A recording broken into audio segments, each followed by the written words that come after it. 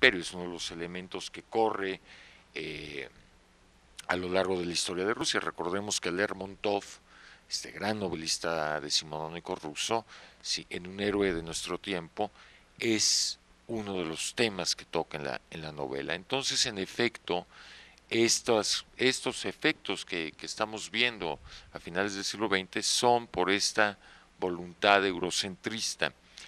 Esto en el caso del imperio austrohúngaro se explica porque el imperio de los Habsburgo surge como una cortina contra las invasiones turcas. Entonces se tenía que crear un estado fuerte, ¿sí?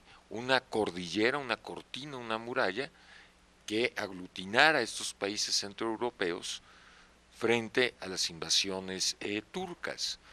Pensemos en el caso de Yugoslavia, bueno, Bosnia-Herzegovina, ¿sí? Es la zona de mayor influencia de los turcos desde el siglo XIV, Ujú. ¿no? Que invaden, y Bosnia-Herzegovina, que era la gran capital serbia, ¿no? Kosovo, que era la gran capital serbia, acaba siendo de alguna manera absorbida por el Islam, y la zona de Bosnia-Herzegovina son musulmanes. Bueno, esto, digamos, en el siglo XVII se constituye esta muralla contra las invasiones austrohúngaros, y de ahí que los Habsburgos sea el gran imperio católico germánico frente al Islam. Pero creo que tenemos que ir a un corte y regresamos para la tercera parte.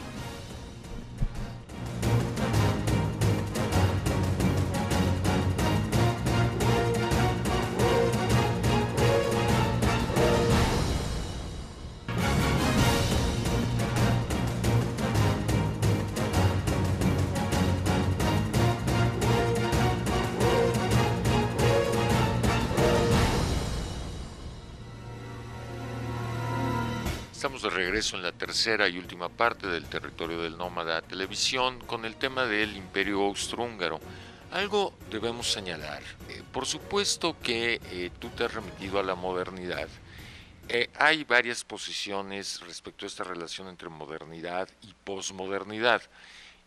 Finalmente, una de ellas asume que la posmodernidad es la radicalización de toda la propuesta moderna. Esta postura viene desde Nietzsche, por ejemplo, ¿no? En torno al nihilismo. Y en efecto, gran parte de las propuestas posmodernas están contenidas ya en la modernidad, pero repito, radicalizadas. El tema del yo y de la posterior búsqueda de nuevas afluentes para comprender al yo, bueno, es el principio del psicoanálisis, es decir, no hay un yo fuerte, el psiquismo está integrado por otras realidades, ¿sí? Pero de alguna manera estas propuestas ya están contenidas en los románticos. Los románticos hablaban del descenso a los infiernos de sí mismo. Claro. Va a ser un tema en Baudelaire que se repite, o en Lautréamont, o en Nerval, ¿no?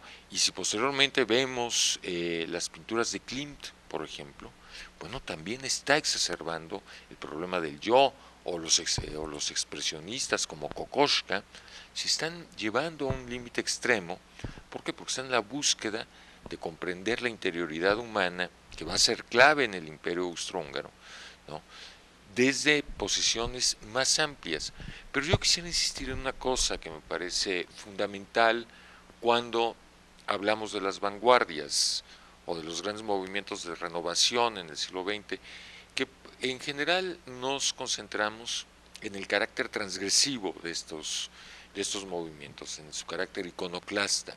Sin embargo, creo que hay que poner en el centro del debate que, en general, las vanguardias lo que están pugnando es por el encuentro, o mejor dicho, el debate sobre los límites y las posibilidades de los lenguajes, ¿no? En distintos ámbitos. Yo tocaba el caso de la física atómica. Finalmente Schrödinger está pensando el problema del lenguaje matemático para la física atómica.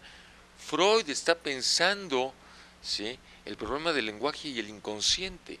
Es decir, el inconsciente no puede reducirse al lenguaje racional, pero también Mahler está pensando el problema de las relaciones del sonido hacia el interior de la obra musical, o Klimt o los expresionistas están pensando el problema del lenguaje en el ámbito pictórico. Creo que en ese sentido hay que destacar este problema de los lenguajes, porque si no reducimos las vanguardias a su mero carácter iconoclasta por el concepto mismo de guerra, de confrontación. No, creo que también hay todo un debate en torno a el límite y las posibilidades del lenguaje.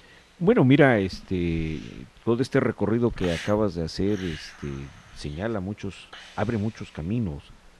Sin embargo, me parece, en mi caso, ver que eh, esta propuesta de hablar del Imperio Austrohúngaro es una situación que abre todo esto, no porque el imperio se lo propusiera, sino las condiciones con las que se estaba viviendo, ¿sí? Provoca o desencadenan todos estos movimientos que tú has señalado. Y de ahí la importancia, ¿no? Incluso mencionabas de quiénes anteceden a Freud, y Freud cuando se menciona, él dice que no es más que un hijo de la época. Claro. ¿Sí? Porque él es el que va recogiendo a todos estos autores. Y bueno, aparecieron varios que lo antecedieron. Acabas de mencionar a uno de ellos, en el caso de Nietzsche. Claro. Pero estuvo Spinoza, estuvo Schopenhauer, ¿sí? Desde luego que todos ellos empezaron a hurgar esta cuestión de la vida interna, interior del ser Claro. humano, de qué es de lo que estaba compuesta. A lo mejor nos podríamos contradecir en el sentido de que ya hemos hablado de los griegos que también hurgaron esa vida interior, ¿no? Pero digamos que fue como los inicios de empezar a describir el comportamiento. El asunto es acá otro, ¿no? Porque acá de lo que ya se está planteando es esa entidad psíquica, ¿no? Ya, ¿cómo hablar de una entidad psíquica? ¿No? Y aquí la importancia es el planteamiento que hace Freud, ¿no? Y un planteamiento que viene a ser también parte de una ruptura de conocimiento con respecto al asunto de la ciencia, en especial con la medicina, ¿no? Y esa parte me parece importante, porque hoy sigue siendo también, como dice, centro de debate, ¿no? En ese momento en que Freud está planteando el asunto del inconsciente, en una sociedad muy conservadora en el sentido no solo de la era victoriana, sino en su relación con la sociedad médica, y él como médico empieza a plantear cuestiones de malestar en el cuerpo, me parece que ya es importante en ese sentido, ¿no? Pero creo que no es el único personaje que tiene esa función. Se desencadena, hay una serie de concatenaciones, de asociaciones que van permitiendo un movimiento, una dinámica, una explosión de cosas que solamente fueron provocadas en este periodo del Imperio Austrohúngaro, ¿no? Sí, por supuesto, el Imperio Austrohúngaro no nace es decir, esto que hablamos como Imperio Austrohúngaro como metáfora de la transformación, no nace de la noche a la mañana.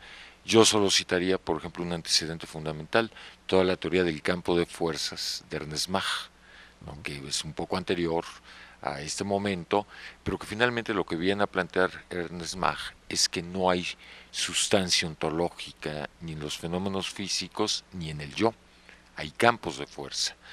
Por hoy ha sido todo esta breve introducción al Imperio Austrohúngaro y nos vemos en otro programa del Territorio del Nómada.